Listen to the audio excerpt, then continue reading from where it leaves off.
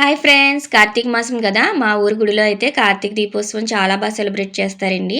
ఈ ఇయర్ కూడా చాలా చేశారు ఎప్పటికంటే కూడా. చూస్తున్నారు కదా! ఇదే అమ్మవారి టెంపుల్. సోమాలమ్మ తల్లి అమ్మవారండి. మా గ్రామ దేవత.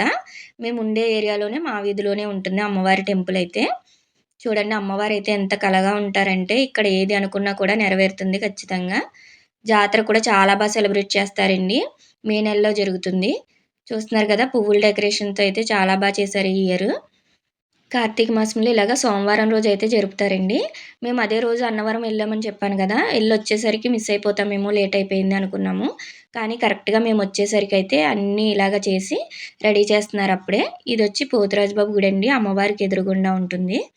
ఇలాగ అప్పటికే రెడీ చేశారు. కరెక్ట్ టయానికైతే వచ్చామండి. ఇలా వచ్చి మేము కూడా దీపాలైతే వెలిగించుకున్నాము. చూస్తున్నారు గదా! ఒక పక్క అయితే బాణాసంచా కూడా కాలుస్తారు. చాలా బావుంటుంది. అందరూ కూడా అప్పటికే చాలామందొచ్చేసారండి మేమొచ్చేసరికి. ఈ దీపాల మధ్యలో కూడా ఇలా ఫ్లవర్స్ కలర్స్ కింద వేశారండి. దానివల్ల ఇంకా అందంగా అనిపించినియి లైటింగ్‌లో. చూస్తున్నారు గదా! మనకి కార్తీక మాసం స్పెషల్ అని చెప్పి ఇలాగా శివలింగాన్ని, అలానే ఓంకారము, స్వస్తికు అన్నీ కూడా ముందు రోజు ఇలా డ్రాయింగ్ చేసి దానిపైనైతే ఇలా పెట్టుకుంటూ వస్తారు. చాలా బావుంటుందండి. ఇదంతా గ్రౌండ్ ఓపెన్ ప్లేస్ ఎక్కువగా ఉంటుంది మాకు. దానివల్ల ఎన్ని పెట్టినా కూడా దీపాలనేది సరిపోవు. అంత ఎక్కువగా ఉంటుంది. చాలా అందంగా అనిపిస్తాయండి.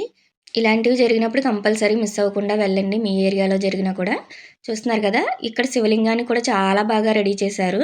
ఇదైతే అన్నిటికంటే అట్రాక్షన్‌గా ఉందండి. మా వారు, నేను అయితే కలిపి ఇలాగ దీపాలైతే వెలిగించేసుకున్నాము. మా పిల్లలైతే ఇంక మా మాటే వినలేదు. ఎక్కడున్నారో కూడా కనిపించలేదు. ఇలాగ ఆకాశ దీపాలు కూడా చాలా ఎక్కువగా వదులుతారు. నాకైతే చాలా ఇష్టం ఇవి చూడడం అంటే. మా పక్కింటి ఆంటీ అండి కొత్తగా వచ్చారు. అయితే చూద్దురు గాని రండి ఆంటీ అంటే వచ్చారు. ఎప్పుడు చూడలేదమ్మా చాలా బావుందన్నారు ఆంటీ కూడా. నేను వేసుకున్న లాంగ్ ఫ్రాక్ చూసారు కదా! నేను ఇలాగ సారీతో అయితే డిజైన్ చేసుకున్నానండి. చున్నీని కూడా ఇలా దానికి తగ్గట్టు మ్యాచ్ చేసుకున్నామంటే చాలా అట్రాక్టివ్‌గా అనిపిస్తాయి. చాలా బావుంటాయి ఇలాంటి అకేషన్స్‌కి. మా పిల్లలైతే పిలవగా వచ్చారు. ఒక ఫోటో అయినా తీపిద్దామని చెప్పి. అయితే పాప వేసుకున్న డ్రెస్ కూడా మీషోలో చూసిన ఒక పిక్ ద్వారా అయితే ఇలా డిజైన్ చేశాను. చాలా బావుంటుందండి రెడీమేడ్ స్టైల్‌లో. ఇలా ఫోటోస్ దిగుతూ ఉండగా అయితే మేడం కలిసారు. మా అబ్బాయి వాళ్ళ స్కూల్‌లో మ్యాథ్స్ మేడం అండి. మేడమ్స్ అయినా కూడా చాలా ఫ్రెండ్లీగా మాట్లాడతారండి. అయితే స్కూల్ ఫన్ ఫెస్ట్ గురించి వ్లాగ్ పెట్టాను కదా! చాలా తీశారు మేడం. చాలా చెప్తున్నారు అని చెప్పి మాట్లాడారు. అలానే మా అబ్బాయి అయితే స్కూల్‌లో బుర్ర తింటూ ఉంటాడంట. ఎక్కువ క్వెషన్స్ అడుగుతూ ఉంటాడని చెప్తున్నారు. సరదాగా మాట్లాడతారండి. అయితే నా దగ్గర కూడా అంతే ఇంటి దగ్గర క్వెషన్స్ ఎక్కువ వేస్తాడు మేడం అని చెప్పి నేను అదే మాట్లాడుతున్నాను.